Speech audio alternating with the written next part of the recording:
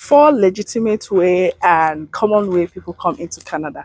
A lot of people use this way because it's very legit, okay? And once you come into Canada, you can as well start living your normal life as if you are a Canadian, citizen.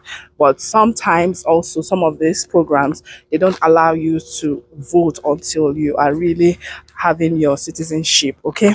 But I'm not going to go into all that. So today we're just talking about the top four ways you can come into Canada. Number one is the Federal Skilled Workers Program.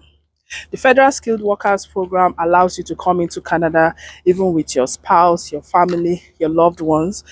Okay, it makes you also able to work once you come in, right? So, what is the eligibility for this program? You need to have at least your 1 year work experience, continuous work experience.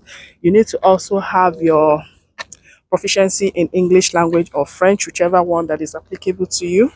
You also need your educational background. So either you are a bachelor's degree holder or a master's degree holder. That will enable you to, come up to a criteria where you are able to create a profile that will enable you get into the pool, if that makes sense. Okay, so what happens is you have all these criterias, and then you create a profile that once you get into that pool. So what Canada immigration does is they every few weeks they get into the pool, they select individuals that matches the draw number that was released that period, and they will send an invitation to apply to these individuals. So that helps them to apply to come to Canada and bring their family and loved ones.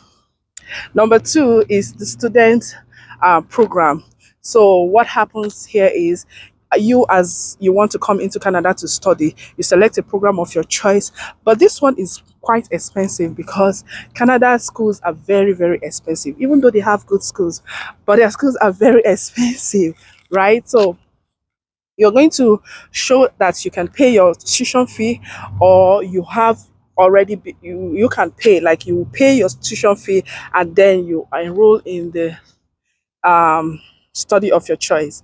Okay, and this also allows you to come in with your spouse and your kids. So if for example, say the spouse comes in with you, your spouse can have an open work permit that will allow them to work, but you as a student, you are only allowed to work for 20 good hours.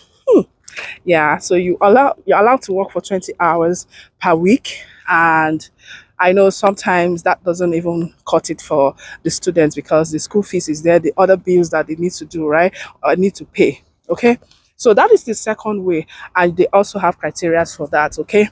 Then the third way is through LMIA. So LMIA is labor market impact assessment. Labor market impact assessment, I forgot it for a little bit, but yeah. So that what LMIA does is it allows the employers in Canada to employ immigrants, right? So but that also means that this employer would have searched internally to see that the employees does not exist, like they don't have anyone that can fill in that role before they can now stretch out their hands to say, okay, we need to bring someone from outside the country to come and do this job. So that means that employer has to file that document for you saying that you're coming to work for them.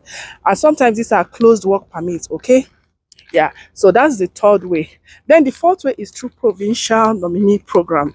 Provincial nominee program, Canada has about 10 territories. So these 10 territories, they have different programs that each provinces they control. They do as per what works for them. So but then they will allow you to apply through these provinces, and then they will nominate you to come, give you invitation to apply, and then you are going to apply, and if you are selected, luckily you can come to Canada. So these four ways, I'm going to be going into details in my YouTube channel. Make sure to join and subscribe. We are going to be discussing a lot, and we are also going to be filling out some forms that will enable us get ahead of time. I'll see you in my next video. Take care.